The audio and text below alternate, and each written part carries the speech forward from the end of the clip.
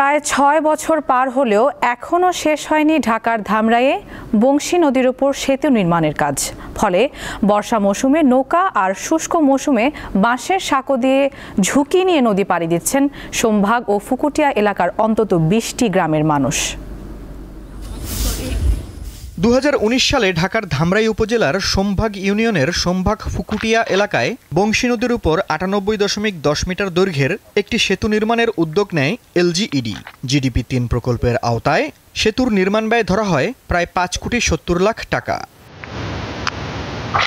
সেতু নির্মাণের কাজ পায় মেসার্স সুরমা অ্যান্ড খোসেদা এন্টারপ্রাইজ। ২০২০ সালের ফেব্রুয়ারিতে কাজ শেষ হওয়ার কথা থাকলেও মাত্র ২টি পিলার নির্মাণ করেই কাজ বন্ধ করে চলে যায় ঠিকাদারি প্রতিষ্ঠান।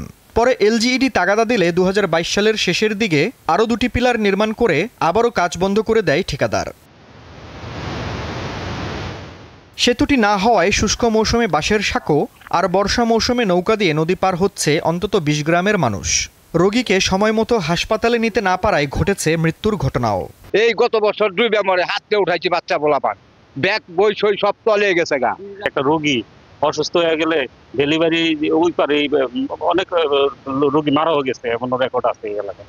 এই পারাপার থেকে 1 ঘন্টা 2 ঘন্টা লাগে পারাপারে। কেমন আমার 3টা মেয়ে মনে করেন লেখাপড়া করে, যে প্রাইমারি স্কুলে করে, কিন্তু যাতায়াত কষ্ট, রাস্তা কষ্ট, একটা বোঝা নিয়ে কষ্ট, বাজার ঘাট নিয়ে যাতায়াত কষ্ট। আমাদের ব্রিজ নাই বলে আমাদের স্কুলে যেতে অসুবিধা হয়। ধামরাই উপজেলা প্রকৌশলী জানান, দ্রুত কাজ শেষ করার জন্য ঠিকাদারি প্রতিষ্ঠানকে একাধিকবার বলা হয়েছে।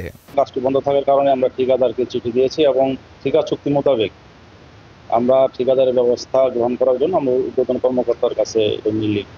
দ্রুত সেতু নির্মাণে সরকারকে প্রয়োজনীয় উদ্যোগ নেওয়ার দাবি সেতু নির্ভর ২০ গ্রামের বাসিন্দাদের। আপনি